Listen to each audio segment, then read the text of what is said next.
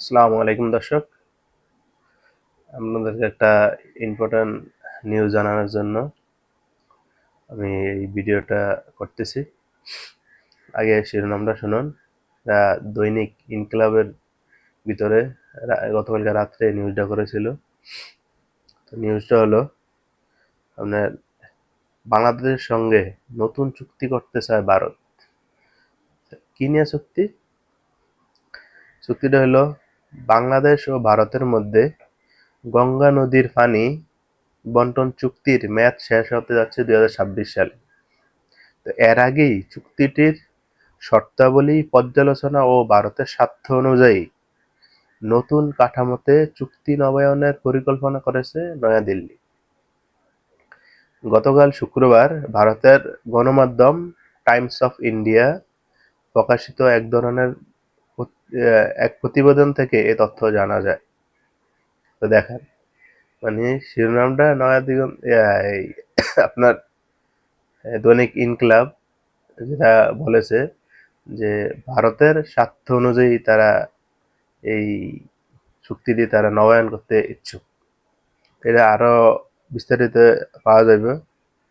তো এই প্রকাশিত প্রতিবেদনে বলা হয়, পাকিস্তানের সঙ্গে সিন্ধু নদী পানি চুক্তি বাতিলের পর এবার বাংলাদেশের সঙ্গে বিদ্যমান যে চুক্তিটা আছে গঙ্গা নদীর চুক্তির সাথে ফারাক্কা ব্রিজ, এটার পরিবর্তন আনার কথা ভাবছে ভারত। প্রতিবেদনে বলা হয়, ভারত সরকার সংশ্লিষ্ট মহল মনে করছে 1996 সালের পুরনো যে চুক্তির কাঠামো আছে এটার বর্তমান সময়ের সাথে খাপ খাচ্ছে না। জলবায়ু পরিবর্তন, কৃষি সম্প্রসারণ, বিদ্যুৎ উৎপাদন ও নদীবন্দর ব্যবস্থাপনার মতো নানা কারণে শুল্ক মৌসুমে ভারতের পানির চাহিদা বহুগুণে বেড়েছে। ফলে আগের চুক্তির আওতায় নির্ধারিত পানি সরবরাহ দেশটির প্রয়োজন পূরণ করতে সক্ষম হচ্ছে না। আর এই কারণেই তারা এই চুক্তিটা এখন নিজেদের প্রয়োজনে তারা আবার চুক্তি নবায়ন করতে চাচ্ছে। তো দেখেন, আমাদের বাংলার যে বাঘ, শেরে বাংলা একে ফজলুল হক, তারা বলেছিল ভারত কোনোদিন নিজের স্বার্থ ছাড়া কোনো দিন কাজ করে না। তারা যদি আমার বিরুদ্ধে যায় তাহলে ভাববেন আমি দেশের জন্য কাজ করছি, আর যদি আমার পক্ষে যায় তাহলে বুঝবেন আমি দেশের বিপক্ষে কাজ করছি।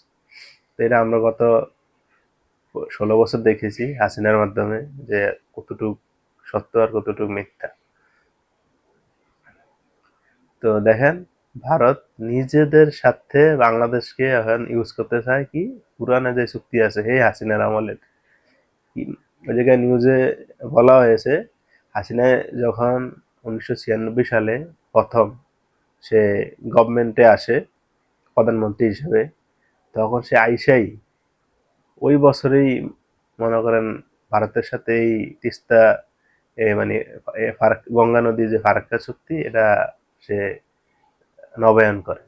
তো ওই চুক্তিটাই 2026 সালে তারা চাচ্ছে পুনরায় নবায়ন করার জন্য নতুন কাঠামোতে তাদের প্রয়োজন অনুসারে।